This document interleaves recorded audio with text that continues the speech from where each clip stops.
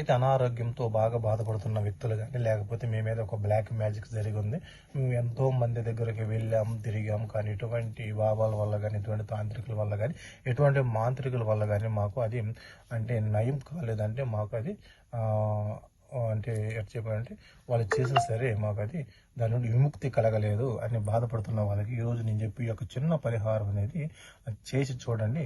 దానిలో ఉన్న శక్తి అనేది మీకు కనపడటం అనేది జరిగింది అన్నమాట. అయితే ఏం చేయాలంటే మీరు నల్ల ఉమ్మెత్త చెట్టుకి కాయలు కాస్తాయి అన్నమాట. ఉమ్మెత్త కాయలు అంటారు.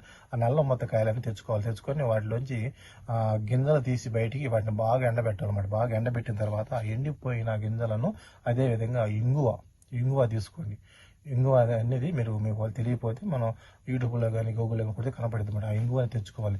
ఆ ఇంగువను కూడా బాగా మెత్తగా నూరి ఈ యొక్క ఇత్తనాలు ఆ ఇంగువ ఈ రెండు కలిపేసి ఇంట్లో మనం ఏ విధంగా అయితే సాంబ్రాన్ని వేస్తాం నిప్పుల మీదగా ఈ రెండు కలిపి ఈ విధంగా ఇంట్లో ప్రతిరోజు మీరు సాంబ్రాన్ని వేసినట్టే మీ ఏ ఇంట్లో అయితే భూత పిశాచాలతో కానీ, లేకపోతే చేతబడి ప్రయోగాలతో కానీ, లేకపోతే ఇంకా ఏదైనా సరే ఒక వ్యక్తి సర్వనాశనం అయ్యే ప్రయోగం అతని మీద జరిగి ఉంటే ఈ యొక్క పొగ వల్ల అతనికి ఉన్నది ఏదైనా సరే అతని ఒంట్లోంచి దూరంగా వెళ్ళిపోవడం అనేది జరిగింది అన్నమాట.